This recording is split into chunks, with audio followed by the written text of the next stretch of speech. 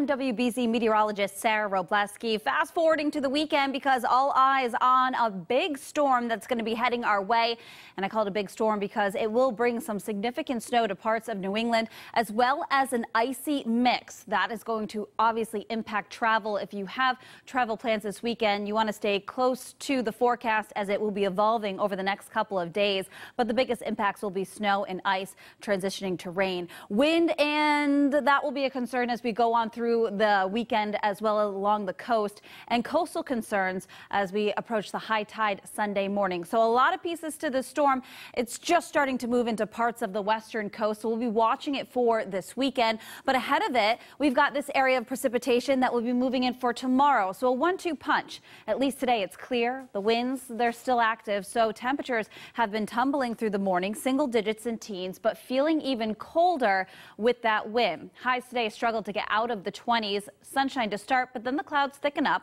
These clouds link to that system out to the west, and sure enough, after midnight during the morning commute, patchy scattered snow showers will come down, create some slick spots, and may even limit visibility at times. There will be a transition to some rain along the coast, the southeast, as we go through the morning, and this system, not a biggie, but it again is more nuisance than anything else, and it's out of here by the afternoon, so we'll start to see some improvement.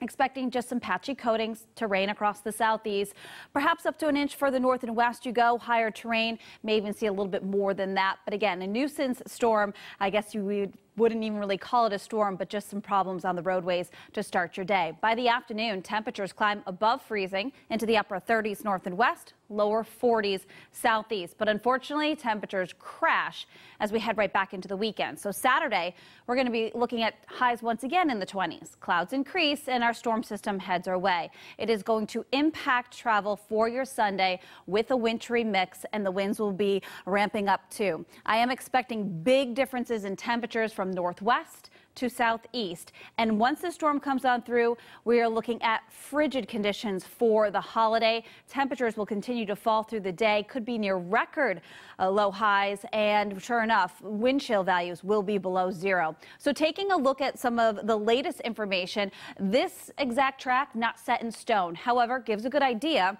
that most of Saturday will be dry. You can prepare to plan to be inside for your Sunday and even Monday with the cold conditions. But heavy snow moves in mainly after 8-10 o'clock. Overnight is when we'll see the heaviest snow through Sunday morning, especially through central and northern parts of New England. Meanwhile, warmer air is going to try to work in while we've got colder air down at the surface, and that is going to create this wintry mix, an interior part of New England seeing just that transition from snow to sleet to freezing rain and creating some very icy spots, especially hazardous for travel. By Sunday afternoon, we'll see a transition to rain across parts of the Cape and Islands, but still steady heavy snow for parts of New England. Now, as this area of low pressure continues to pull away, colder air works back in, transitioning any mix back to snow late Sunday, and then the cold air that follows. So it does look as though there will be mainly snow and a lot of it. Some areas seeing over 6 inches, even over a foot across parts of New England. But those totals will be cut with any ice accumulation and freezing rain, sleet, and that is likely going to be in this transition zone. But the question is, does this transition zone lift to the north? It all depends on the track, or does it get pushed further south if the area of low pressure pushes further south? It does look as though, snow to rain for parts of the South Coast, Cape and Islands. So with that being said, a winter storm watch has been issued for Saturday afternoon through Sunday evening for much of New England away from the South Coast. This means there is the potential to see significant snow and ice as we go through the weekend. But of course, those will be upgraded to either warnings or downgraded to advisories as we get closer. So you have to stay with us as we will be fine-tuning the forecast. Nonetheless, it's going to be great for the ski resorts.